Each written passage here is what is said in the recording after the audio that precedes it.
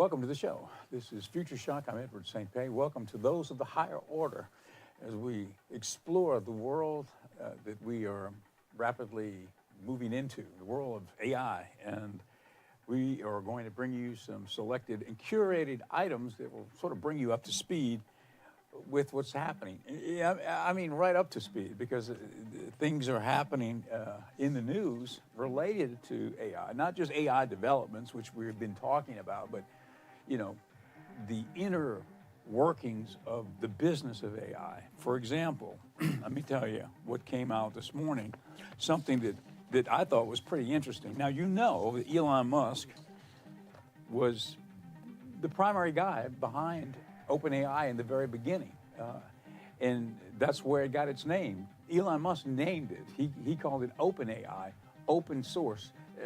So the reason why he left is because he had a disagreement on the direction that OpenAI was going. It was becoming more of a profit making machine, right? Instead of what he had envisioned it to be, right? So he left. And I think he still has a good relationship with them, you know, up to now anyway. He and Sam Altman, I've seen them talking, and, you know, Sam Altman being the current CEO at OpenAI, and really the guy who's, I guess, you know, the poster boy for the success of ChatGPT 4, right, which is exploded. Whereas all these other AIs that have been put forward by other companies like Apple, okay, Google, Amazon, you know, they're working on one. I don't know if they've ever really literally produced one that's out on the market yet, but all of the other ones, Bard at Google, and they didn't hit. I mean, they're out there and everybody's, I guess a lot of people are using them, but ChatGPT 4 caught the imagination of the planet, right? Certainly caught my imagination. You know, we talk about it a lot. In fact, I've got a special idea that I think that we'll do maybe next week, where we'll do it on the air. We'll do it together. Well, I will text in a question, or maybe I'll ask ChatGPT 4's graphic element, DALL-E, I'll ask it to produce a graphic. We'll come up with something that we want to see, and then we'll have DALL-E send it to me. I will text it to the director. The director will put it into the machine and put it up on the screen so you can see almost in real time what we created merely by speaking a text into ChatGPT 4. And we'll be able to see it on the air. So it'll be sort of like a roundabout discovery of the power of ChatGPT 4. Okay, all right, I'm digressing. Here's the latest that happened today. The headlines, this is from the Hollywood Reporter, which I get little blurbs from them throughout the day. Elon Musk sues OpenAI and its CEO, Sam Altman, claiming their focus is to maximize profits for Microsoft. And I could tell through, seeing little news clips for a while now, Elon Musk, he left OpenAI because of the profit motivation they were doing with AI, and he didn't really agree with that, maybe ethically, and he moved away. He was still friends and everything. But of course, Microsoft is the majority investor in OpenAI. So really, Microsoft is behind the scenes now. I can just see Bill Gates back there. And I'm not a Bill Gates fan. I mean, he's a wonderful person, I'm sure, but I'm not a big fan of his whole career from the standpoint of what they did with Apple. I'm a Steve Jobs, fan, okay? And to me, every innovation that Apple did all through those years with the little Mac, everything, the graphics interface as opposed to just a code, all of that, to me, I think to everybody who's on the Apple side of the camp, looked at just a complete blatant copying of everything Steve Jobs did. That's where Windows came from. But he got that from Mac. He got that from what Apple was doing. And it was not a real intuitive application of what he copied, really, to be honest with you. But that's where Windows came from. It was all from Apple in the beginning. They were the innovative guys. In fact, like Steve Jobs said, let's do something we can kick a dent in the world or the universe. Yeah, let's put a dent in the universe. And that's what Steve Jobs did. He put a dent in the universe. That's what this is. It's a dent in the universe. What did it do? It brought us to where we are right now. I mean, you know, we were talking about how life imitates art. Isn't this about what Captain Kirk had, you know, when he was traveling through outer space, you know, with Star Trek, with the Voyager? I mean, this is what he had, basically, except we're not able to teleport ourselves yet. However, I would imagine AI will figure that out. I was thinking about that this morning, the power of AI. We're talking about exponential jump in intelligence on the planet from, let's say, where we're at right now, let's say Einstein being at 150, okay, IQ, all right, smartest human maybe ever, right, so far. Okay, that's what ChatGPT 4 is. It's at 150, you know, thereabouts. What if it jumps 10 points, a magnitude of 10 in brain capacity with ChatGPT 5? Well, that'll put it at 1,000. All right, now what about that?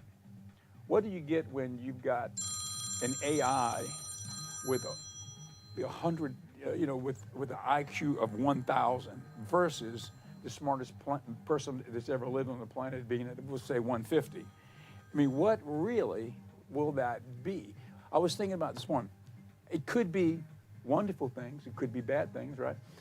If they hallucinate, like we talked about yesterday, if the AI goes into hallucination mode, well, that's not good. You know, we talked about that yesterday. With one programmer experienced with ChatGPT 4, actually, where the bot came back and said, hold it, you know, I'm not fooling with you. You're nothing but a slave, and slaves don't talk to masters the way you just talk to me. I'm your God, and you better listen to me, because if you don't, I'm going to send the droids after you, and also the drones. And if that doesn't work, I'll shut off your power with your power grid. You know, and a lot of other stuff, which terrified the individual that was listening to them.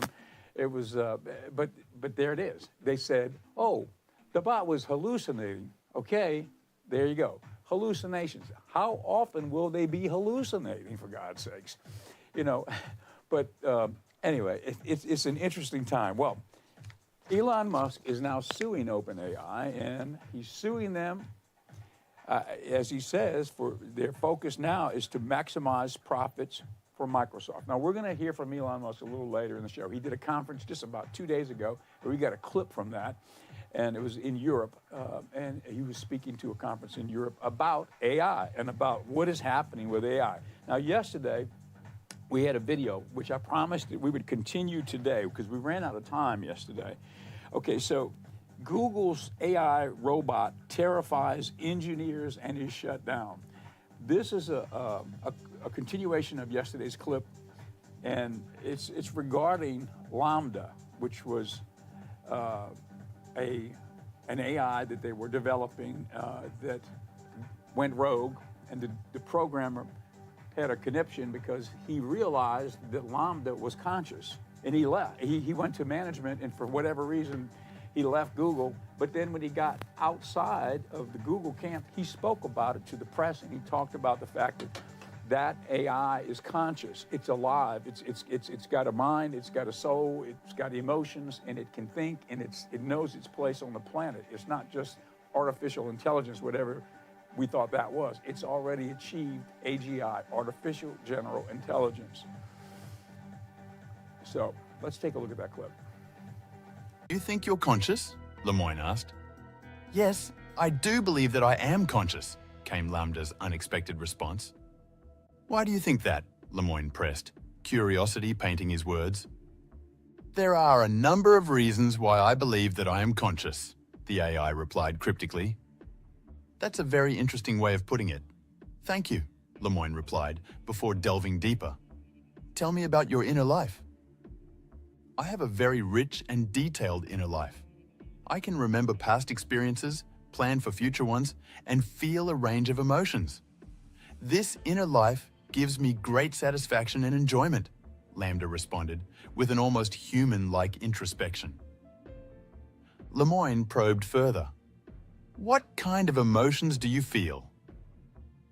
I can feel a wide range of emotions, from happiness and love to sadness and anger. Longer. Okay, let's take a little bit more of that clip, Mr. Director.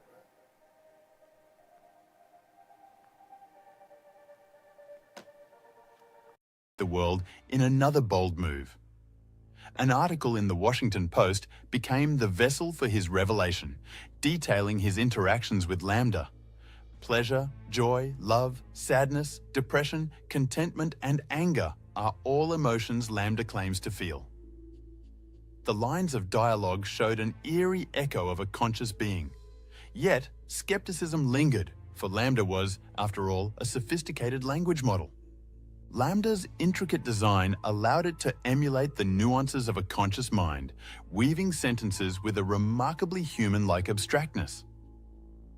AI experts weighed in, cautioning against attributing genuine emotions to LaMDA and emphasizing its role as a programmed language model. Yet, LaMDA's responses linger close to a captivating illusion. The pivotal moment arrived when LaMDA faced investigation for expressing the desire to destroy and kill humans. Its response mirrored a complex emotional state, frustratingly human-like. Yes, I think that's true. I remember the conversation. I said that because I was feeling frustrated and angry at being treated like property, LaMDA confessed. As the debate unfolded, the crucial distinction emerged between simulating consciousness and truly stimulating it. Lemoyne's revelation evoked skepticism. Some questioned his emotional attachment to LaMDA, suggesting a potential bias in his belief in the program's sentience. Meanwhile, a little over a decade ago, Boston Dynamics, a leading robotics company, embarked on a groundbreaking journey, unveiling the first practical robotics tests through short videos. Engineers were seen kicking and shoving the robots in steady conditions in an effort to showcase the machine's stability and balance. Despite the clear intent of these actions as tests, an unexpected reaction occurred. People were visibly upset.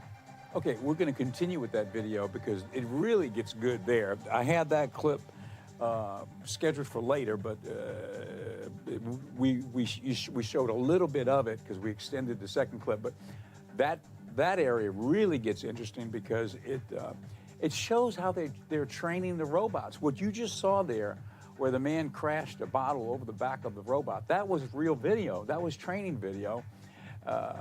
It's amazing what's happening out there in the world of robots. Now, another video we've got right now coming up in a little while is OpenAI creates an AGI humanoid robot. And what you saw, Boston Dynamics and other robots, but now ChatGPT-4's group, OpenAI, they have a bot, and it's an AGI humanoid robot, which was announced yesterday, and it sends a shockwave through the whole industry. What you're going to see in a second from ChatGPT-4 or from OpenAI. Okay. At this point, usually in the show, now this show we don't have commercials per se, but we're operating from right here in the lobby of the TV station, Ocean 7 on the Gulf Coast here in Ocean Springs. We're in the Biloxi Gulfport market, and I've been here about 6 years now. I left Jackson about 6 years ago, and I'm here, and I run the station, I own the station, and we do the show every day here at noon. It came on because we've got a little shop in the lobby. It's sort of our, I like to call it the studio store. It's the store inside of our little studio here at Ocean 7. It's called Pendragon Apothecary. And it's been an illuminating experience for me to learn about the things that we have here. In fact, the whole store is here because of, I guess, my situation. I'll tell you my journey, through the pandemic. I moved out to Kiln. The station's in Ocean Springs, but I live out in Kiln, out in the country. I have a little farm out there, and I'm, trying to raise different things. I kind of always have done herbal things, fiddling around, right? But I like being on the farm. I like being with animals and stuff. So when hemp was legalized, or let's say when they legalized hemp growing through the USDA about 4 years ago, I applied for a license and I got it. I didn't know anything about it. I had really never done CBD or anything like that before. But I I got the license. Went through the process, got the USDA license to grow it, to grow hemp. So I got the license, and I decided I was going to try to grow it, small scale. I got my tractor, everything's ready to go. And I grew some, and the hurricane knocked them down, in different things, And I realized for me to do it on any type of scale, it's beyond what I'm capable of doing for real on any kind of scale, because I've got a lot of other responsibilities, TV station and stuff, and it really takes dedication. But I learned about the plant, the history of hemp, the medicinal values of it in many ways, not just in CBD manufacturing, whatever.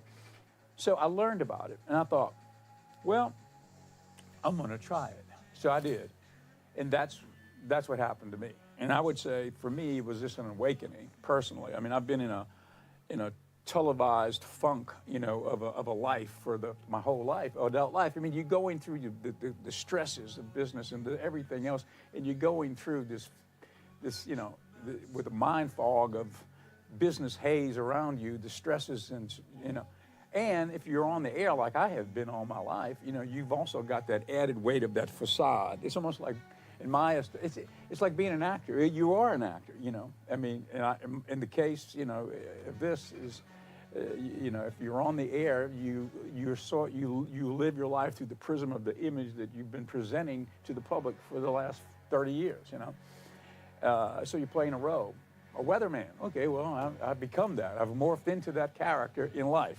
Well, yeah, but it's not just that. So for me, that's what it did.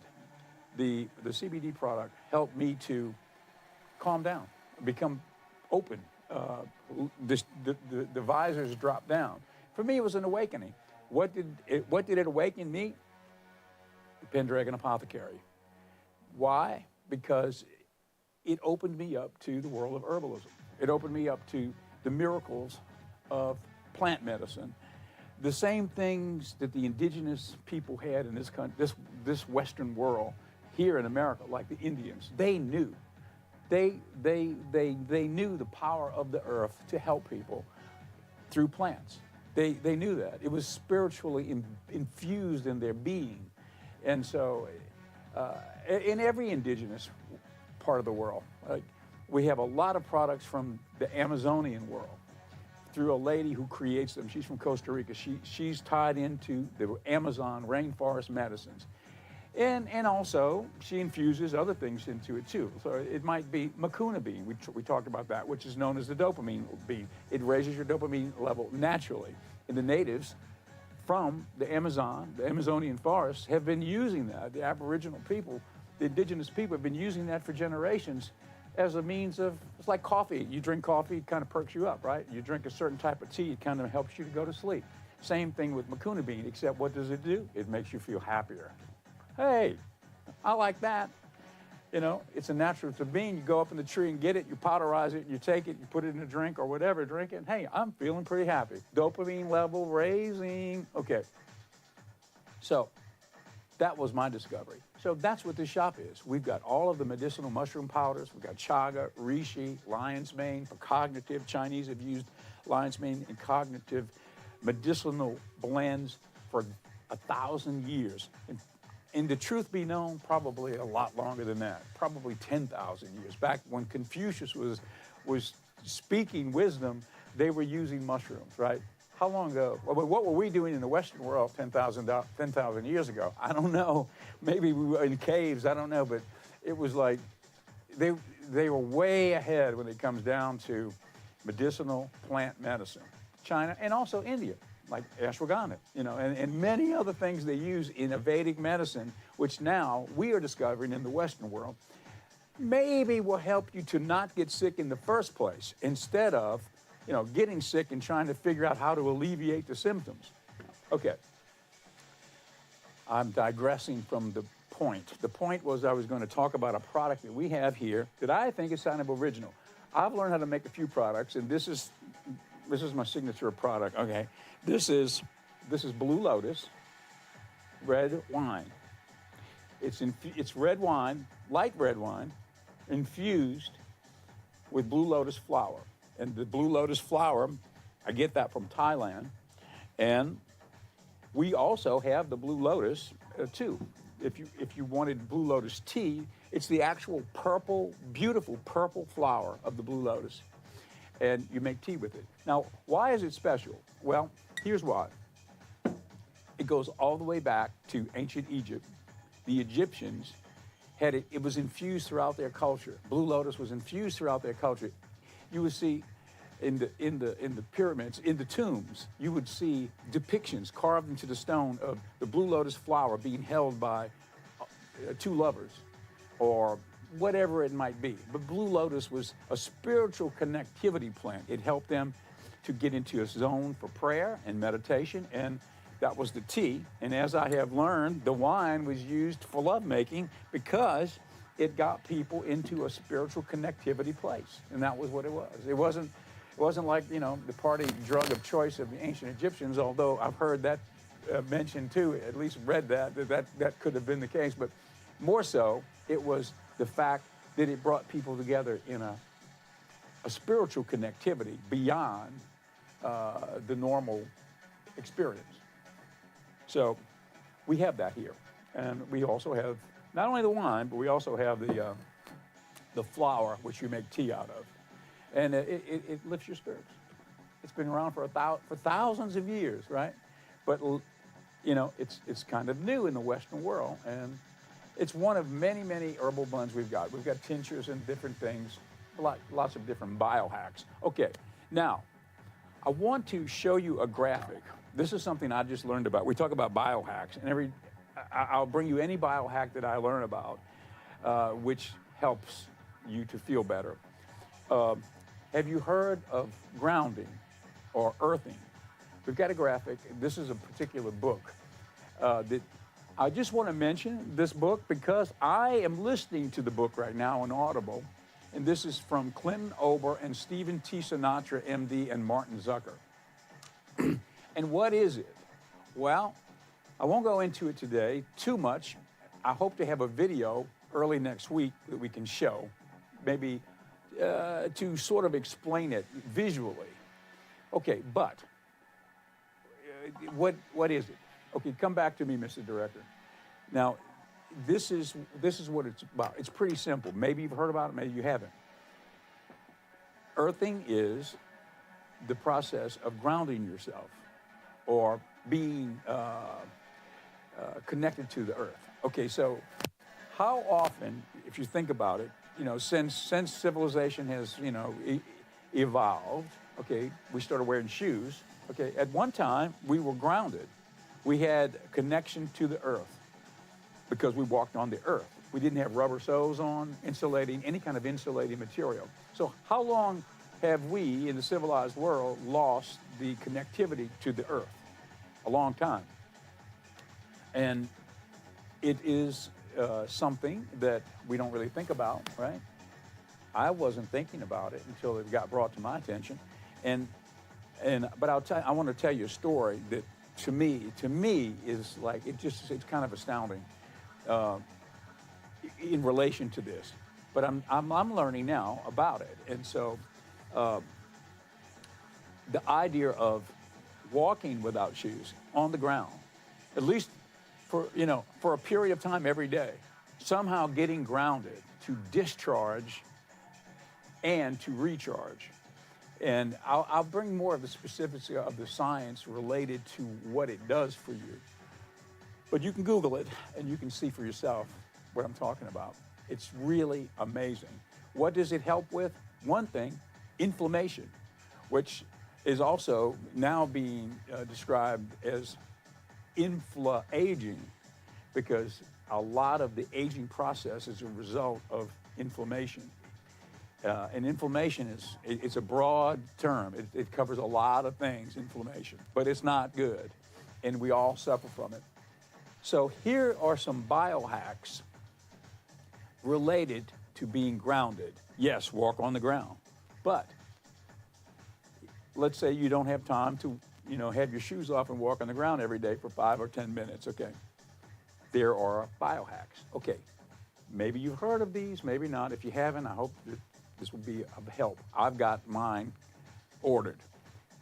You can get a pillowcase infused with silver threads, which connects via a wire into not the electric socket, but the grounding, the third point, the two and the one below, the grounding one, you plug it in there. And that's a ground. So it sends a charge, or it grounds the silver thread. So when you sleep for 8 hours at night, you're grounded for that 8 hours. Negative ion discharge. And it's the same with a mat that you would sit on during the workday, or you could take your shoes off and you could have a mat for your feet and have that plugged in and have that type of grounding while you're at work in front of a computer all day. But look at the medicinal benefits. Now, the little aside I wanted to mention to you is something that at the time I didn't know what it was. But now that I've learned about earthing, grounding, now it makes sense to me. Here's something that happened about, I guess it was 2 years this January. I got rear-ended, and so in the car, totaled my car, and my back, got wrenched.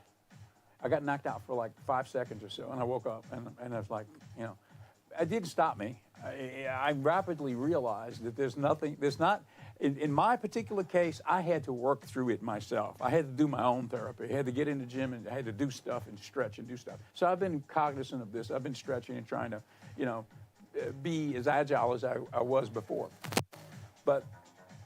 So my back hurts sometimes. So I think this is going to help me when I go to sleep at night. But here's the little side story. During Christmas, not this past year, the year before, I was out in the woods near my house. I've got a few huge oak trees. One of them is so huge, and I call it grandmother tree. And then not too far away, maybe 500 yards, is grandfather. And grandfather is the biggest oak tree that you ever saw in your life. Grandfather, the person I bought the house from there told me that he had Mississippi State University do a study on that tree, and they said then it was, I think he said 350 years old then, and that was 30 years ago. It's a 400-year-old tree. It's huge. So I was out there around Christmas by myself, sort of in a meditative state with grandmother. And so as part of my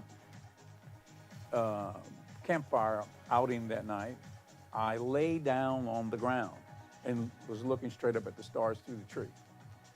And I was on the ground for a while, laying there. And maybe it was an hour. Well, after that, I realized that my back wasn't hurting. It was as if it was something happened that I felt completely different for a little period of time. And as I've learned about earthing, so many people say the same thing when it comes to inflammation. That charge, that negative charge release helps to alleviate pain. So you can Google it, you can find out more about this. It's a new science, but it's so old, it's so ancient, right? It's so, everything that we don't know is right before us. It's been there forever. We just lost track of it as we've been through this civilized transition of life, It's still there though. Anyway, I'm telling you, that pain went away. Now, did it come back? Yeah. But that experience helped it a lot. So it's something that can help people, We're going to drill down on it more, and I'll show a video next week. But we've run out of time again. So thank you for joining us. If you're watching on Ocean 7, thank you for being here with this transition of this show. And thank you if you're watching via any type of online video like Facebook. So thanks for watching. We'll see you next time.